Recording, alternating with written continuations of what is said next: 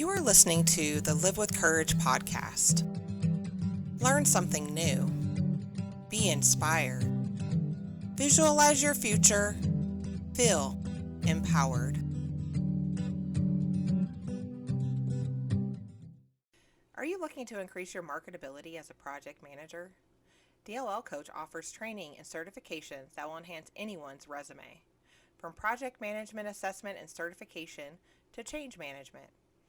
I have partnered with DLL Coach to offer you 10% off any of their courses by using code Transition Success. You can find more information about their programs at dllcoach.com.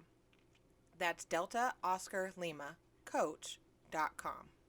Welcome to the Live with Courage podcast. I'm your host, Christina Herr. Our guest today is Matt Wood. If you have not listened to the podcast before, or maybe you just haven't listened to his episode yet, he was on my Transition Tales podcast, and I'm excited to have him back. So welcome back, Matt. Thank you. And if you haven't heard it, why aren't you not listening? I know, Pay right? attention. Get out there. Listen to these stories. Get connected. Absolutely. So we're going to go ahead and start with the same question I always like to start with. And can you tell us a little bit about yourself in case somebody hasn't listened to the previous podcast? Sure, absolutely. So I am an Army veteran. Did my 21-year contract, a couple of reenlistments in there, in between. I was enlisted the entire time as an infantryman, bounced around through the very abnormal infantry career path. Most of them are just like, okay, squad leader, platoon sergeant, all that good stuff. And, they all stay within the infantry. Maybe they go out and be a recruiter or whatever. So I did the recruiting piece. I did NCO Leadership Academy instructor over in Korea for a year. Did my leadership time. Couple tours in Afghanistan. Served at the U.S. Embassy in Finland, which completely out of the normal infantry path and out of my comfort zone. Learned a lot more about the Air Force than I ever knew before. Along You're with welcome. realizing, yeah, exactly, and very quickly realized how much of a prima donna the Thunderbirds can be. For shame. I know. They're big divas, and yeah, you can't tell me otherwise. They can be divas. It's okay. So did that. I came back, did another tour in Afghanistan, and then got to finish out my time super lucky as a senior drill sergeant down at Fort Benning, Georgia. So, the school for wayward boys. I finished that up, and I kind of got pretty fortunate. I had my last month on active duty during transition leave. I spent working at Walt Disney. So I came down to Florida with my family. We moved down here, and I started working right away for the Disney Vacation Club. Did that for about a year.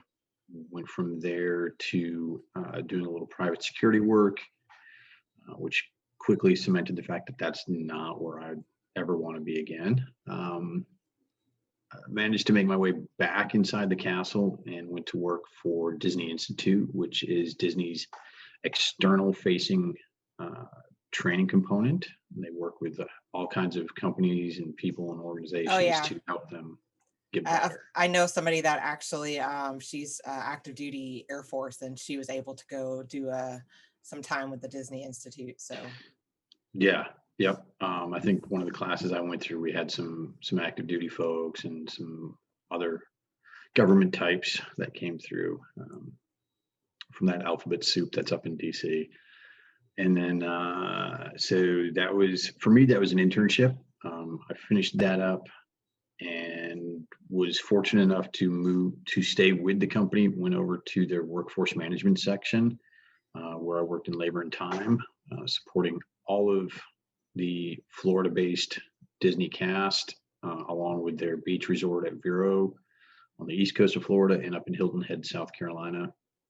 Did a little bit of support for those folks out on the West Coast, the land folks, and so that was what I was doing for almost 2 years, and then In September, Disney decided that with Disneyland not being open at that point and still not being really open, they were going to start laying off folks. And I happen to be one of the original 28,000 that they laid off.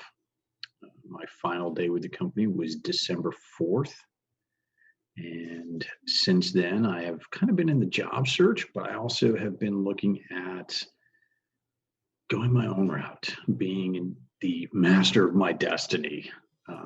And so that's kind of where I'm at right now, and really starting to flesh out my own company. That is what I want to talk about today. So, we recorded like a couple months ago. And then when I went to go, check out your stuff again, I was like, wow, he talked about possibly becoming an entrepreneur. And then I'm like, wow, he's actually out there trying to get it done. So I want to talk about like, what are you trying to accomplish with your new venture? I want to hear more about that and kind of why you decided to go that route. Sure. So my new venture is called Suiting Green. And I look at it, the name is kind of as everybody that comes out of the military, we're all used to wearing some flavor of green. And then we find a way to work ourselves into corporate America. So there's the suiting part. But the focus of the company is really looking at working with companies and hiring managers to change this age-old mindset that they have, that in order to be a leader within an organization, you have to have some kind of a college degree. And by doing that, it can discount a vast majority of veterans that are looking for jobs, because there are a lot of them like myself that exit the military that don't have college degrees, or they don't have, maybe they're fortunate enough and they've got an associate's degree, but they don't have that requisite bachelor's degree that these jobs are saying, yes, you absolutely have to have in order to be a leader. Meanwhile, we've got years and years of experience. We've led people in all different kinds of situations. And we're familiar with building teams and training and development and organizational development. So I want to be able to go in and talk with these companies and ask them the question, hey, if I were to bring to you somebody with 15 to 20 years of leadership experience that has team building, organizational development, project management skills, how vital would that person be to your organization? Is that somebody that you would want to hire? And if they tell me, yeah, absolutely. I say, well, what if they don't have a degree? And that's where I wait to see what their response is. Because if they say, well, then we can't hire them. Well, why? What's so important about having that degree that signifies that they're going to be a good leader? Because I mean, as you know, there are plenty of people out there with degrees that are, I've got a hammer in my garage that's smarter than they are. They just don't have the common sense and experience to do it. And so the leadership skills that anybody coming out of the military has, you can't learn that really in the civilian sector, because we get the training and then we get the hands-on experience doing it. And then the other piece to it is looking at companies that hire veterans for leadership roles, but they don't know anything about the military, or they don't know, where that leadership time can come into. So they say, oh yeah, hey, we hired a veteran who's, he did 4 years in, whatever branch. We're going to bring him in, in an operations manager role. And the person goes in there and they fail. And the company's like, well, they're a veteran. They're supposed to be leaders. Why did they fail? Well, okay. Yes, they're a veteran and they may have some experience, but they don't have the level that you're looking for, and at that 4-year point, typically you're looking at somebody that's, an E4, or maybe that, if they're lucky and they went to officer round, they only did 4 years. Well, they're, a first lieutenant, maybe pinning on that captain's bars, or for our Navy folks out there, the lieutenant JG to lieutenant rank. And so they haven't had a ton of leadership experience, and they're not really set up for success in that position. So helping these companies understand that and make sense of that, and really translate that military experience for them to help make their companies better, um, and help the veteran community. Finding that mutual symbiosis and beneficial, stuff that's all the buzzwords. We want to be cool and get that, help build their diversity and inclusion piece too. Right. It is definitely often a marketing tool for companies to say they hire veterans, and um, it, it's becoming more popular and more cool, as you would say. When I look at job postings and things like that, I often wonder where they come up with these ideas of what qualifications you need for what, because although somebody has a degree, that doesn't equal leadership experience and leadership ability. It just equals the fact that I was able to stick with education and take coursework and write papers and things of that nature.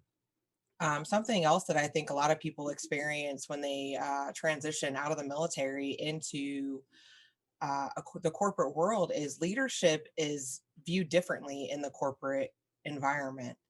I know, I believe, well, I know I have strong leadership skills. Um, However, those leadership skills may not translate into what is expected of a transitioning service member. In the corporate world, there's different types of oversight. Oftentimes, you have to ask for permission for everything from your supervisor, unlike in the military, where once you hit E4, E5, you're expected to accomplish the mission, even if your superiors were to like disappear. Right. So, that's not how it is in the corporate environment. So, do you work with these companies, or are you planning on working with these companies to help them better understand the capabilities of service members and put them to use, but also communicate to transitioning service members what their expectations are in a clearer manner so they are more successful? Yes, that's exactly what I'm wanting to do with it. Is one, be that conduit to translate the military experience to the companies and help them understand, hey, based on these positions, the amount of time that they've been in, the level of responsibility that they've had, and then be able to work with the veterans to say, hey, all right, look, you're coming into a company.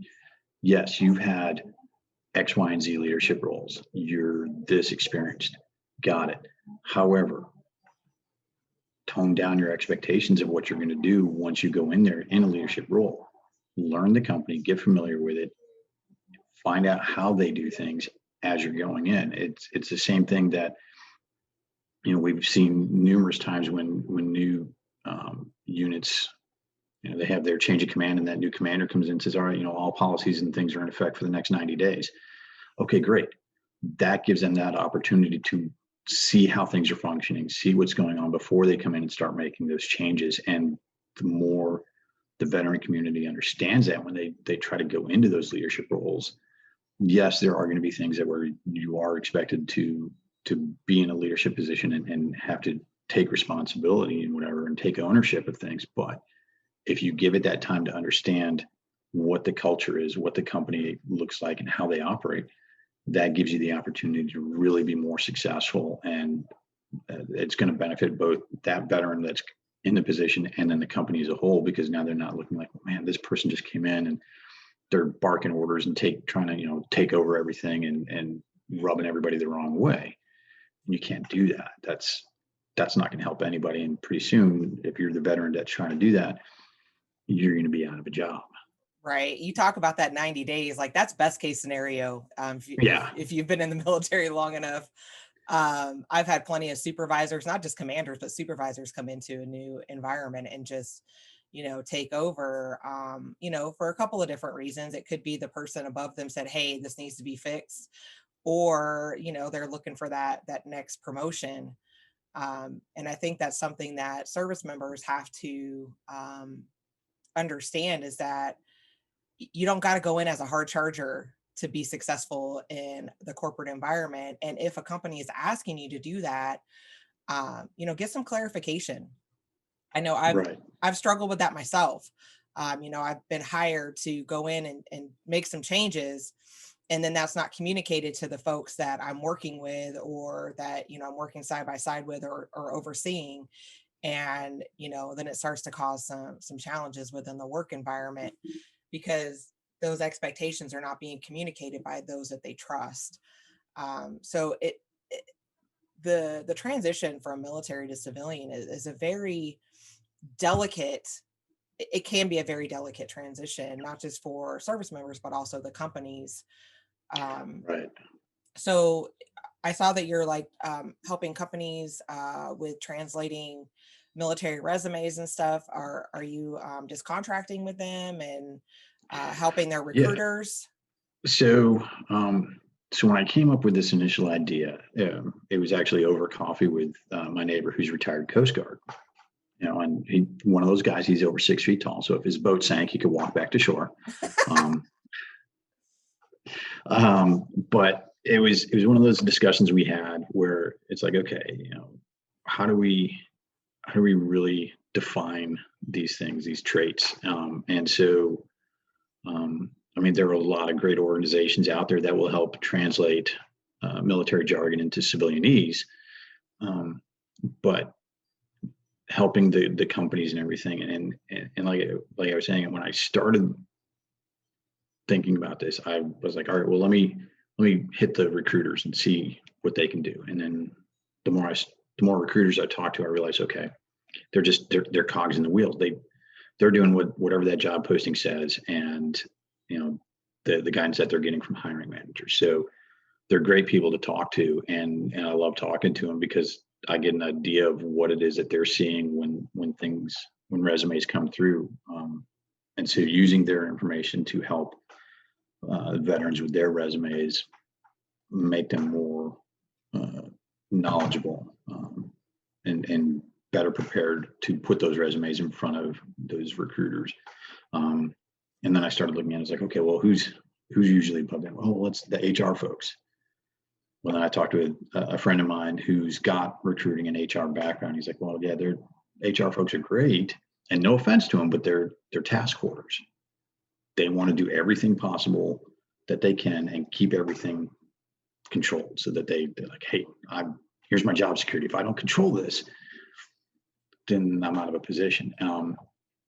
And I mean, you want to have that security, obviously, but they're not a huge factor in the recruiting process either. They're looking more at the onboarding. And that's where I Right. can come in and talk with them and look at, okay, well, what's your onboarding process look like? How can I assist you with this? Because there is going to be that transition period for anybody that's just hung up their uniform and it's now going into whatever kind of position. It's not an easy transition. It's not a light switch that they can turn on and off. It's the dimmer switch. And I think we talked about this the last time, where they've got to bring that dimmer switch down, come out of that high operational tempo, that go, go, go mentality, and be able to say, okay, let's figure out how this works. This is going to be a little slower than what I'm used to, and work with them on the onboarding, and then provide them the opportunity to say, hey, they're going to pick things up fast.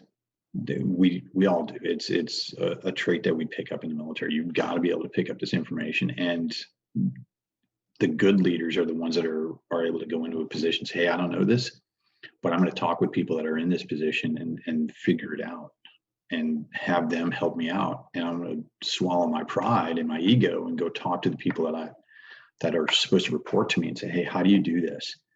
I've never done this before. Help me understand how this works so that I can be better to support you and help get the job done. And then lastly, be that safe space for recruiters and HR folks and hiring managers to say, all right, hey, what are your military veteran related questions that you're hesitant to ask? Fire away. Hit me with those questions and I'll help you out and help you understand whether or not that's a decent question to ask, or if that's something that you really don't want to ask that one. You don't want to have them go in and be like, oh, well, do you have PTSD? No, don't ask that question, because that's not a solid question. Don't, and it's like, have you ever killed anybody? Come on, really? And helping them understand that even if they do have PTSD, and if they come out and say something like that, it's not the Hollywood version where they hear a paperclip drop 2 rooms over, and all of a sudden they're like back in John Rambo mode. It's, there are levels to it, and helping them understand that and know that I can be that person to talk to and ask those questions of, so that you have a better understanding, and I can give them ideas of things to ask to really gauge that experience level and level of responsibility that those veterans are bringing into those interviews. Yeah. So I think one of the things that companies may not understand is, like you were mentioning, like, we're fast. You tell us that, hey, and this is a situation that I had. Hey, we've been having conflict management issues and challenges for the last 3 years in this organization or in this section. Looking at your resume, we think that you'd be a great fit to come in here and get things straightened out. And I come in, and within, the first month, when my training as my previous career field is, you come in, you do an inspection. Like, you look and see based off of, you look at what the requirements are, what the guidance is, and you match up what's actually occurring with that guidance, and you find those gaps. So that's not just my military training, but that's also my education as well. And so when I did that, I highlighted all of these gaps that had nothing to do with that work section. It was up above. And so that was very eye-opening to me experience, because I don't think they were prepared for that. Yeah. And, not to scare anybody going into a new work environment, like, you have to solidify your relationships, I think, in those organizations before you can start saying, hey, this needs to be adjusted. And we're not used to that. We're used to that job security that we had in the military. It's hard to kick somebody out of the military. Oh, I know yeah. people think that it's not, but it is truly difficult to kick somebody out of the military. Most states now are right to work states. So if you make one misstep and you rub somebody the wrong way, like, you're out. Yeah. And I, like I said, I don't say this to scare people. I say to explain to people that corporate environments are different, and it's not just on the onus of the veteran to recognize that, but also for companies, if they really want to hire veterans, to communicate those expectations to them and understand what they're going to get. Don't ask for something if you don't want it, type Right. of thing. The other thing is you're talking about the job postings and things like that, and hiring managers typically are the ones that write those job postings. And I often wonder, like, has anybody ever asked them why does this person require this degree, and why does this person require this? Because sometimes I feel that some of those requirements are there just to kind of shrink the application pool to make it more palatable to be able to hire somebody, because technology has made the hiring process so much more challenging, in my opinion. It takes little effort to click a button and submit an application. And they get a lot of garbage like that, garbage in, garbage out. So I don't know if have you sat down with some hiring managers and talked to them about their job postings? Like, how do you come up with these job postings?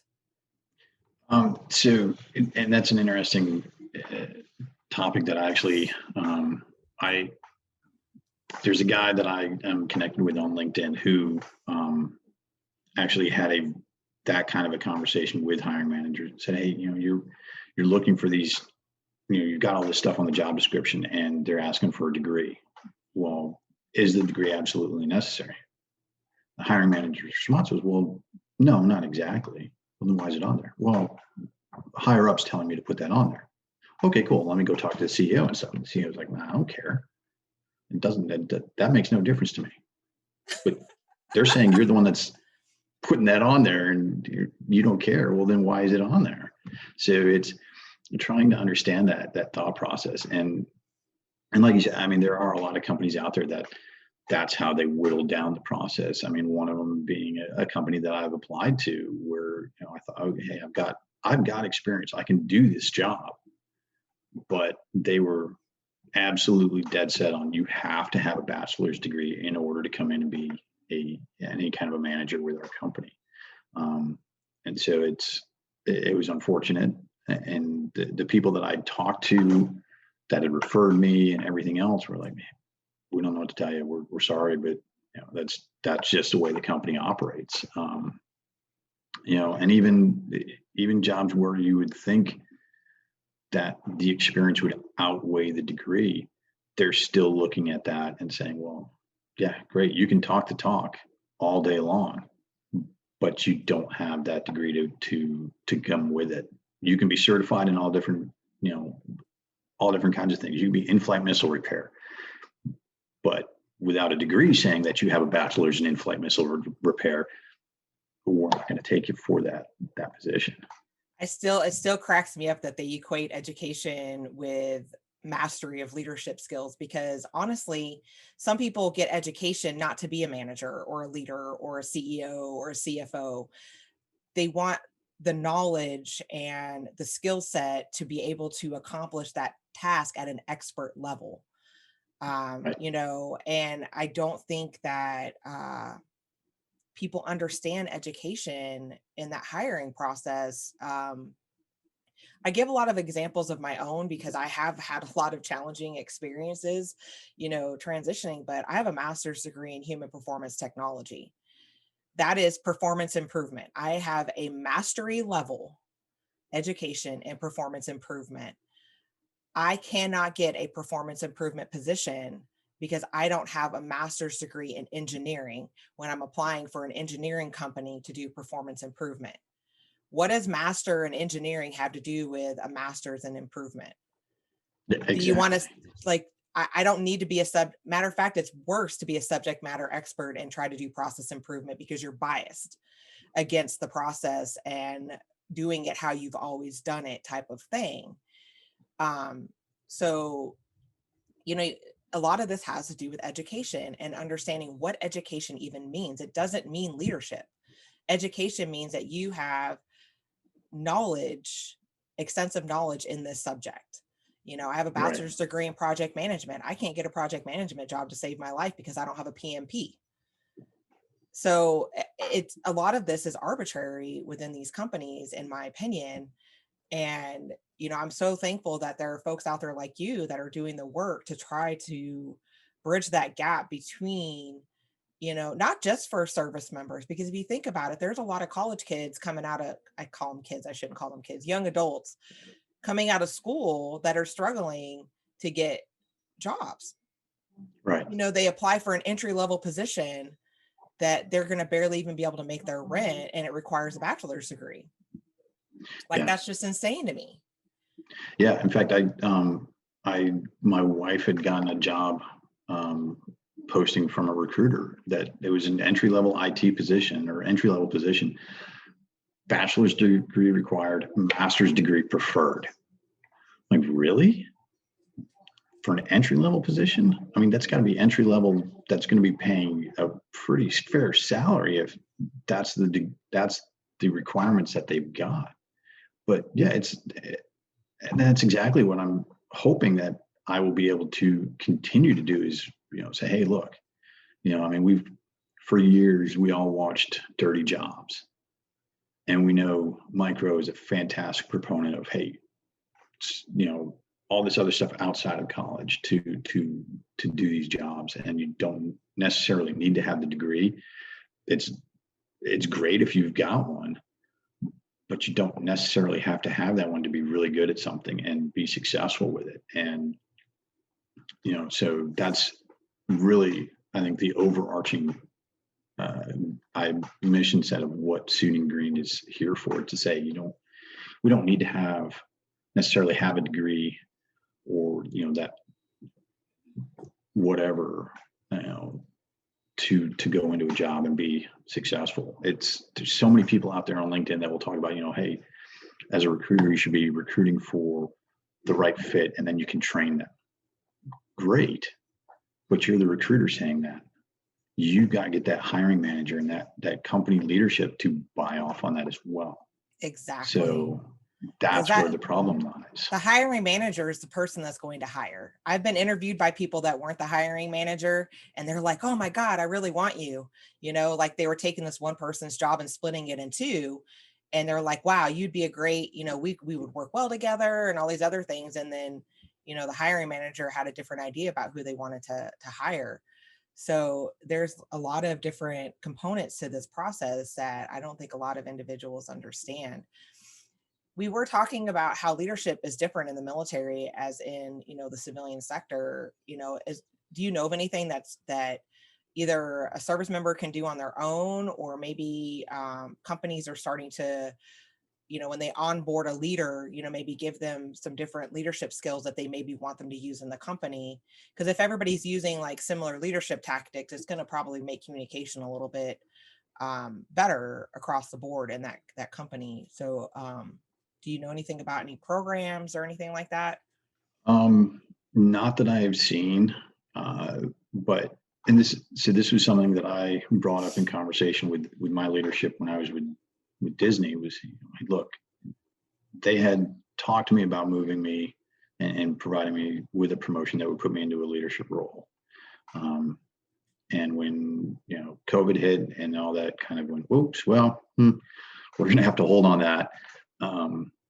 I asked about this, okay, well, what leadership courses are there that I could take so that, whenever we're able to come back up and we can start promoting people, I'm now more eligible to or more qualified to go into those positions. And they don't have anything.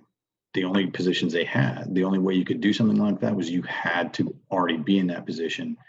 And then it was like 4 hours a week for 2 months. And it was only, that 1 4-hour block each week. And then I'm like, well, you're not going to learn anything from that. You're not going to get practical experience and really understand what it is. I mean, you'll learn the basics of what the company wants you to do, but that's the extent of where you're going to go. And I was like, it's really, for them, it seemed like it was going to be, leadership experience through trial and error.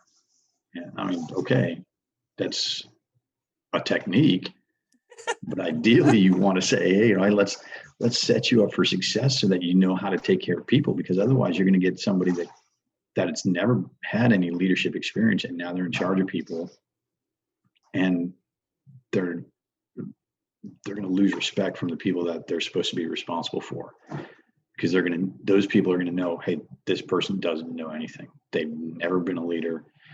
They're not going to know what to do. And I experienced that as well. With my first job with Disney, a guy that I went through training with, 24 years old, within 6 months, they promoted him into a leadership role.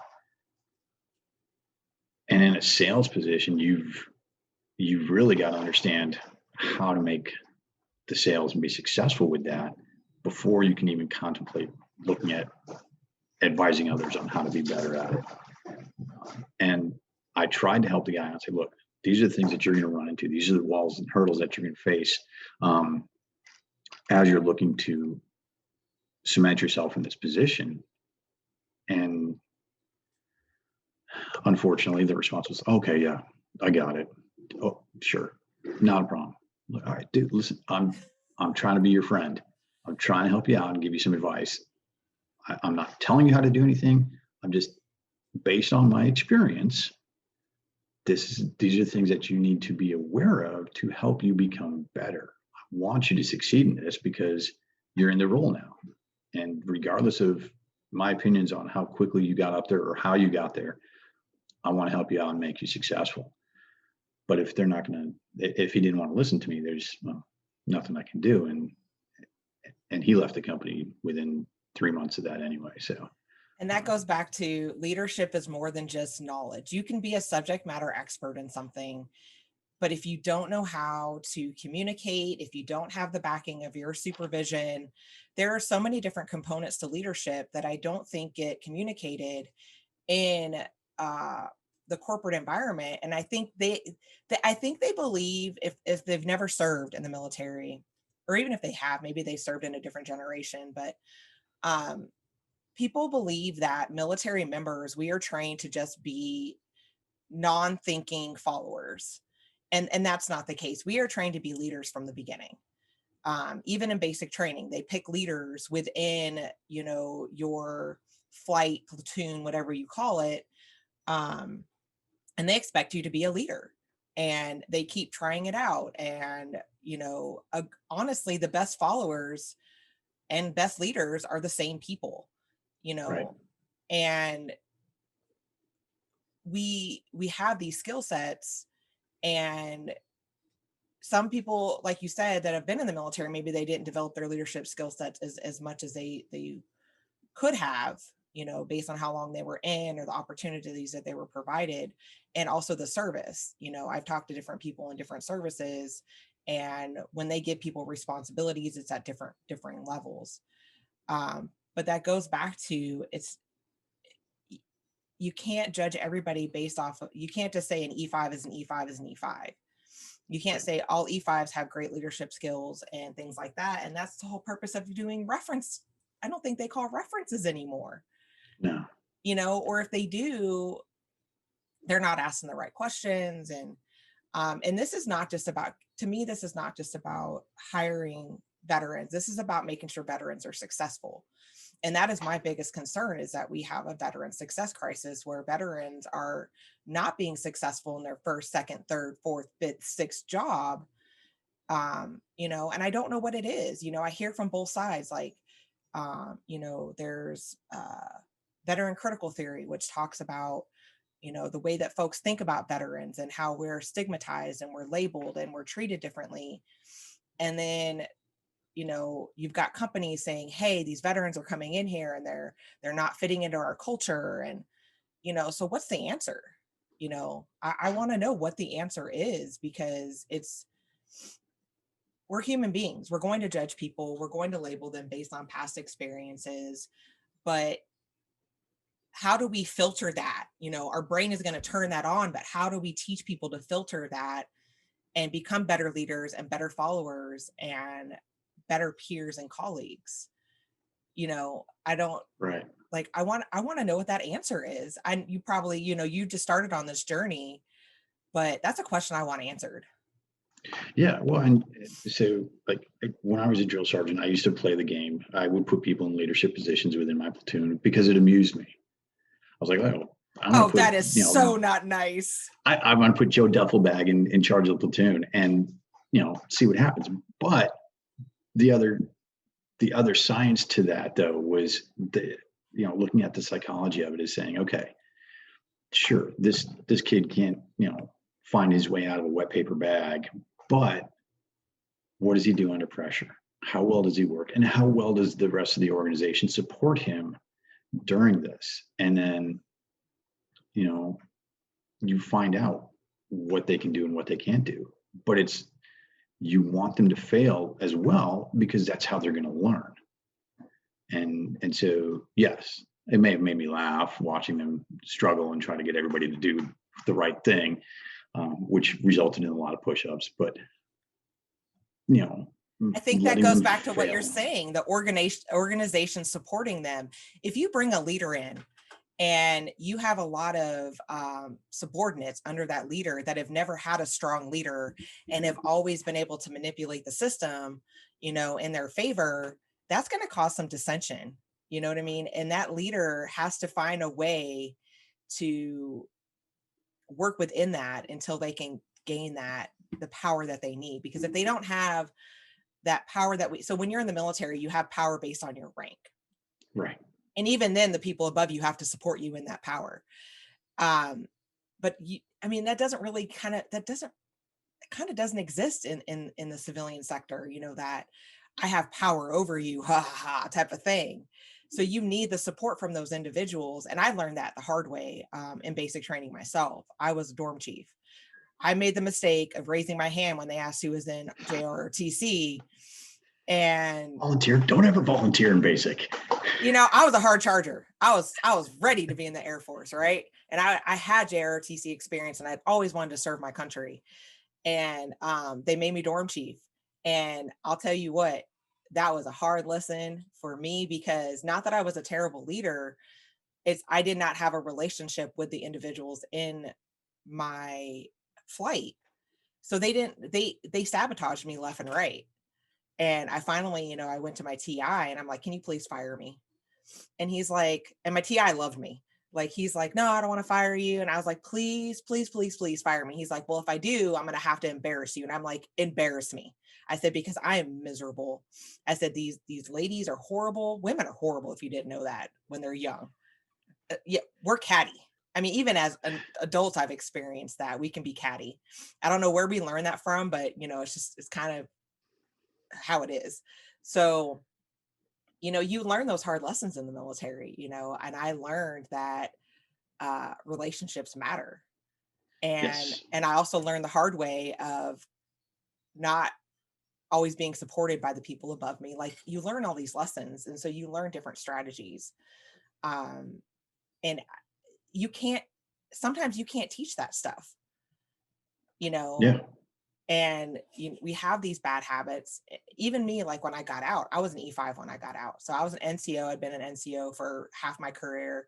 I loved being a leader. It was one of my favorite things to do. You can have a little bit more respect, and then I get out and I'm a military spouse and I'm treated like dirt, and I'm like, what just happened? Yeah. And I'm married to an E4, and I'm like, oh, he's just an E4. Like, why are y'all treating me like this? I serve my country. And we have that mentality as well going into these companies. And I think that's something, like I said, I'm probably going around in circles, but I think it's a twofold thing. Like, we have to be understanding as service members going into these companies, and also these companies have to understand what they're getting into as well. There's positives and there's challenges with any individual coming into an organization. So Yeah. I know I'm asking all these hard questions and I'm posing all these different things, but it's stuff that's really been bothering me. And like, talking to you and some other individuals like Dr. Sullivan and Wayne, like,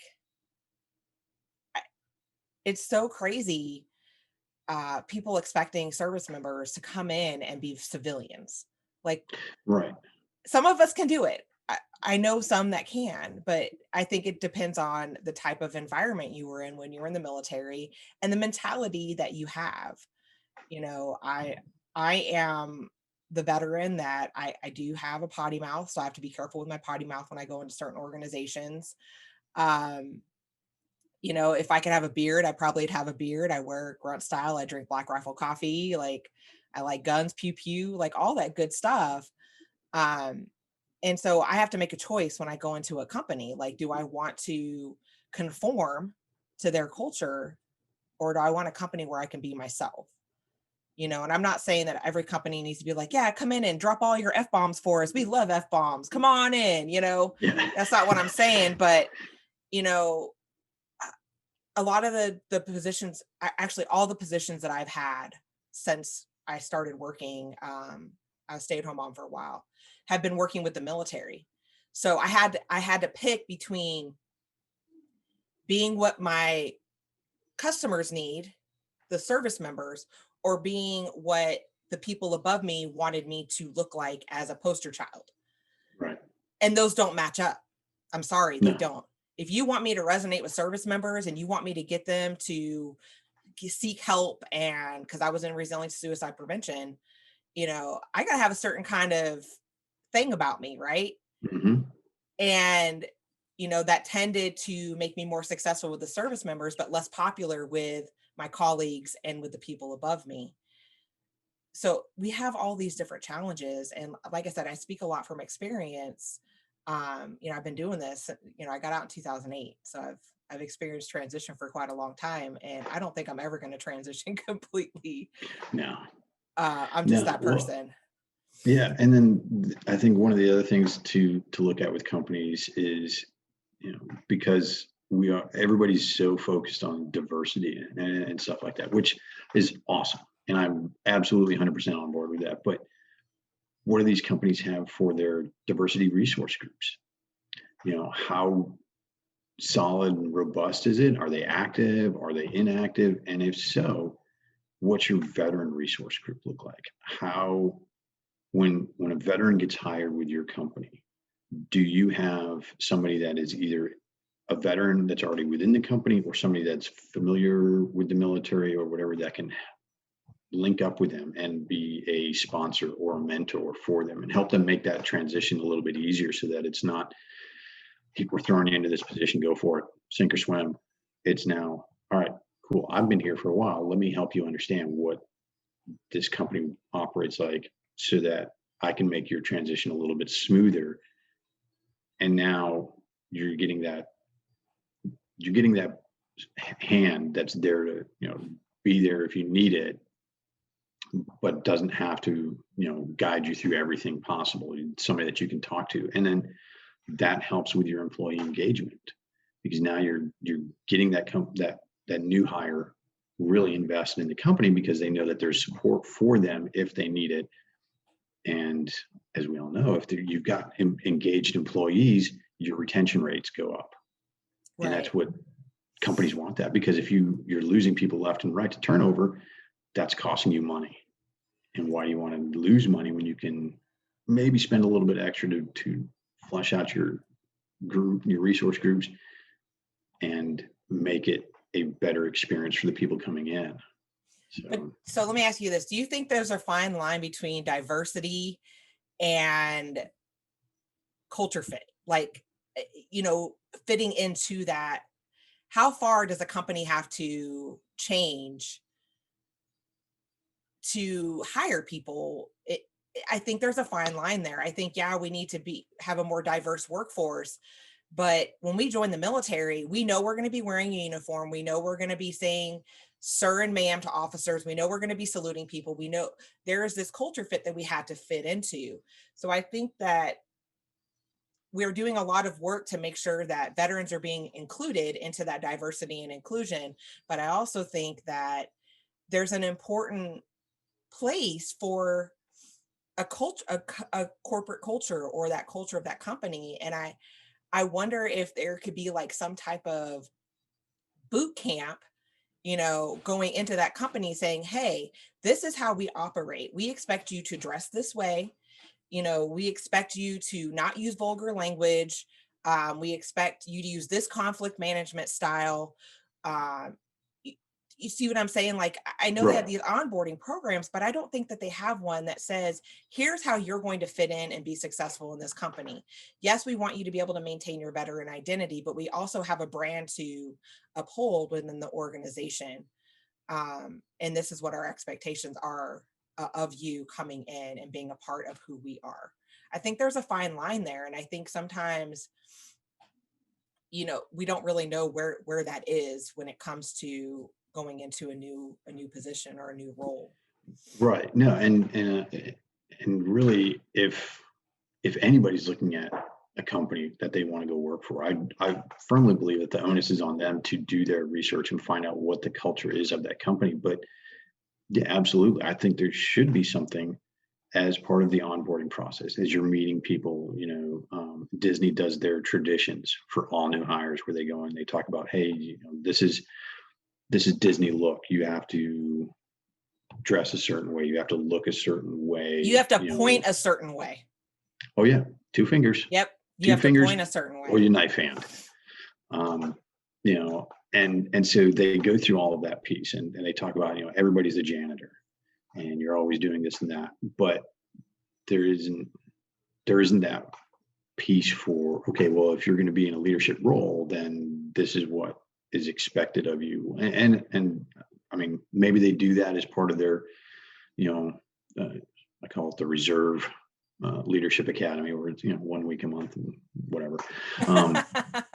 So, but maybe there is that piece to it where they say, hey, this is how you're supposed to deal with this stuff. But I think a lot of times it's just, refer to employee relations, labor relations, and they'll answer your questions. I shouldn't have to do that as a leader. I should know where my left and right limits are, so that I can go down that road, be successful as a leader, take care of the people, and do the right thing to either support or make that tough call and say, hey, you hosed this up. What tough calls can I make? What calls can I make without having to get it approved through the 3 lines above me? And Right. I don't think that's communicated. And we're not used to asking permission. We're used to asking for Right. forgiveness. I'm sorry, that is the military culture. There is no asking for permission. You ask for forgiveness. Yeah. You Yeah. know, I mean, it's exactly. And I mean, the times that we do ask is like, okay, hey, we're going to do a night halo jump. We're not going to wear any clothes and we're going out at 40,000 feet with, bayonets strapped to our legs. Is that cool? Maybe not. But, we do. Yeah, you're right. We know that there are certain things that are within our lane to be able to go forward and do. And it's kind of explained to us as we get into those positions, but it doesn't happen in corporate America where they're like, okay, yeah, as the leader, these are your limits. This is what you can and can't do. Operate within that, go forth and, make us fruitful. So really helping, I think, companies that can define that for people as part of their onboarding, especially with people that they're bringing into leadership roles, is super beneficial because now those people, regardless of what their background, veteran, civilian, college educated or not, now they know they're on they the can same say yes. page. And you're Exactly. on the same page. I think that's a big problem for transitioning service members is we're just not on the same page. Nobody has like helped us get to the page that everybody else is on. And I know it's put on us to do that, but you don't know what you don't know. Like I Right. didn't know going into a specific role what to expect. Like I went in there, okay, this is what you told me to do. This is what I'm going to do. I'm doing it. And it did not fare well for me. And it was a tough learning lesson for me. I'm always grateful for every opportunity that I have to include those opportunities where I I look like a failure and look like a jackass. Um, because now I know to talk to other service members like, hey, we're taught to be hard chargers. Maybe not do that until Yeah. you've built a relationship. And definitely don't do it while your supervisor's on leave. Don't Oh hard yeah. charge when your supervisor's on leave because somebody else isn't going to like it. Yep. And they're going Somebody's to get always you watching. and they're going to get you while they're gone. Yep.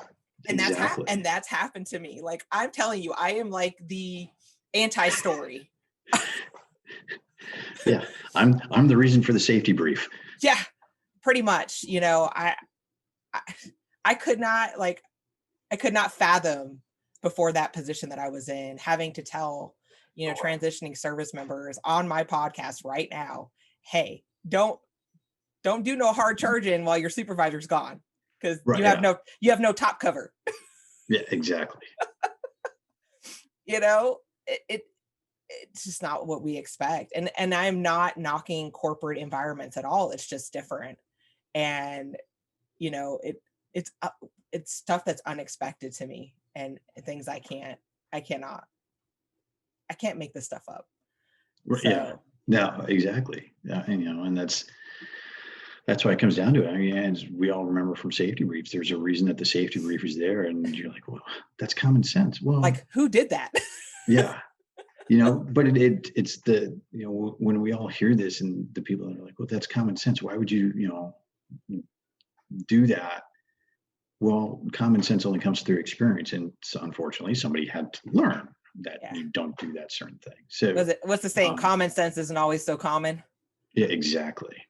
Yeah, So it's interesting. So tell me what you're doing moving forward, because I know this is a new venture for you, but like, do you have some things down the line that you're looking at? Some new ventures.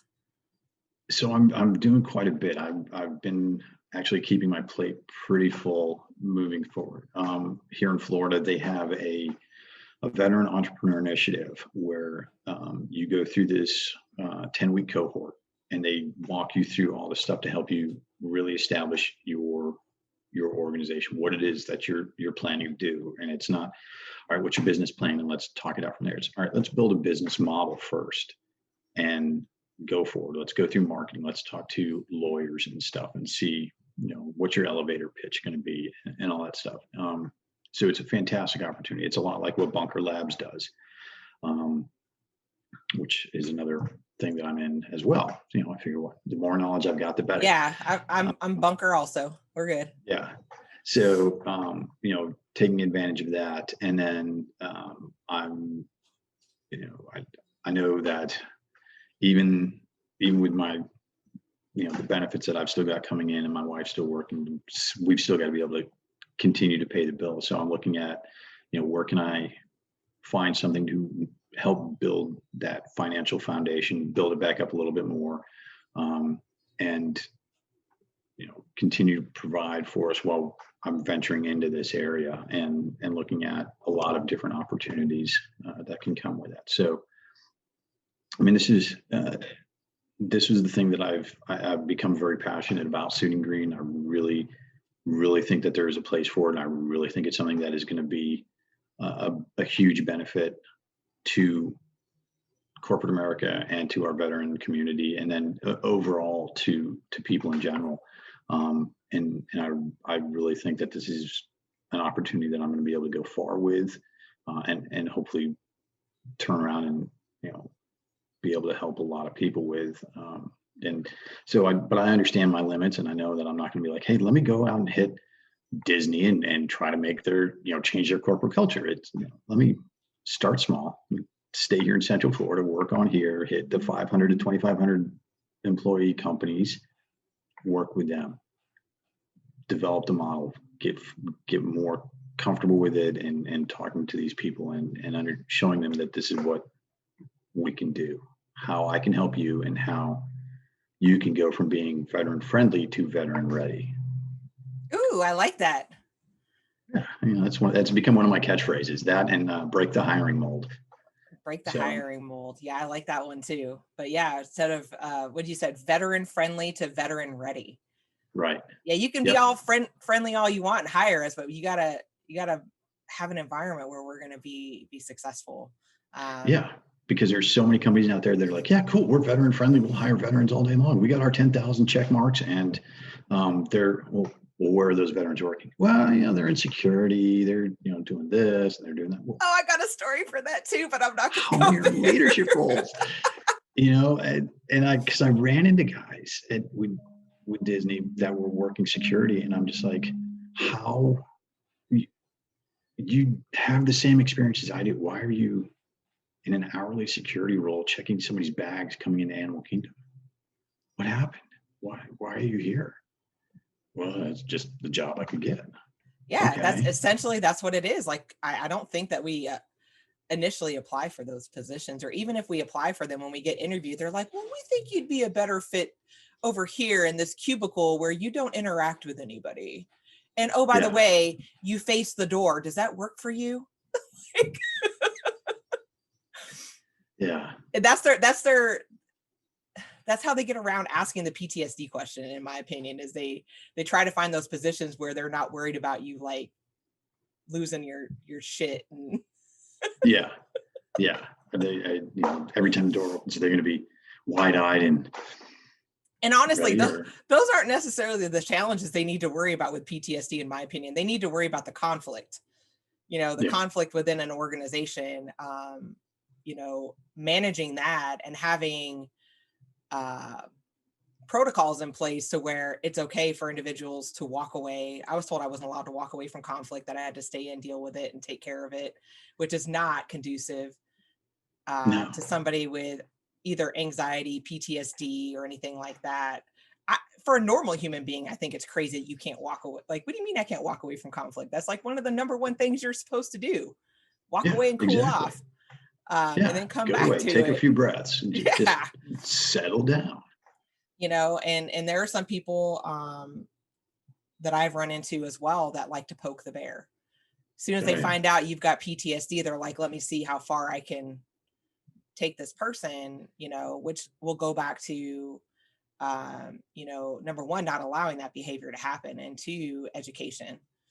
You know, PTSD is not something to be afraid of when it comes to veterans. We're not going to come in there and go postal. Like, that is not typically what PTSD looks like. I'm not saying it can't look like that, but, you know, a lot of times, super rare that it does. Yeah. A lot of times it's like, okay, we've got a lot going on right now. I need to shut my door for 5 minutes and breathe. I need to do some tactical breathing without you coming in my office 5,000 times to complain about a binder. Like, let's pick our battles here. Yeah. Let me woo-saw for a moment. It's Yeah. those types of things that we don't want to take like a whole day off to do some meditation. We just need to, we're taught these things, and we just need the ability to utilize these skill sets that we're taught, like, conflict management and mindfulness and things like that. So that goes back to, like I said, both sides of the aisle, communicating, and veterans learning how to advocate for themselves and ask for their accommodations, I think, is something else. Like I didn't know I needed to do that. I worked for SOCOM. I worked under AFSOC, Air Force Special Operations Command, for 6 years, my first 6 years working.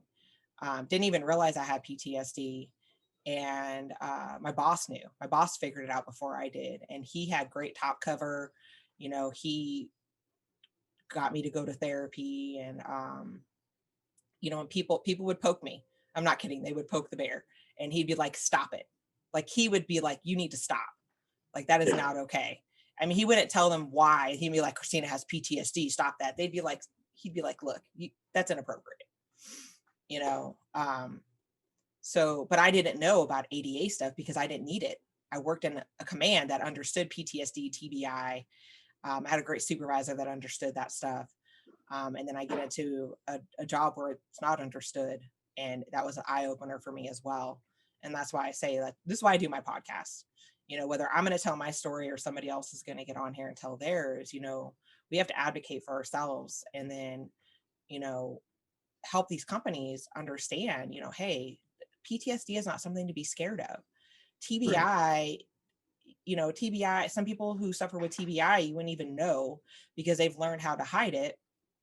But sometimes hiding and not being able to be yourself as well is exhausting and can take a toll on your mental health. So being able to understand and be patient with somebody that maybe has brain fog because their depression, has kicked in, and be like, okay, I understand you're talking a little bit slower. You're taking a moment. Oh, maybe not put you on the stage to do briefings this week. Maybe. Because like right now, my anxiety is really bad, and I'm really nervous on this podcast. So like I've been under the table, like rubbing my hands together, and trying not to let that come out because I want to have a great podcast, but it's exhausting, and I worry about sounding stupid. And a lot of people that struggle with these invisible, what we call invisible wounds now, they might be sitting next to you and you don't know, because there's such a stigma, and we're afraid to come out about it. And I know I came back around, after asking what you're going forward, but like, I want to see what you're doing grow and turn into what we desperately need in, for transitioning service members. It's not about getting us a job. It's about getting us a job and making sure we're successful in that position. And I love that you're focusing on that, because not everybody that's helping these companies hire veterans is doing that. So I appreciate it. Anytime you need to reach out to me, let me know. I've got the mental health and psychology side of it. If you need to ask questions, I've got lots of great connections.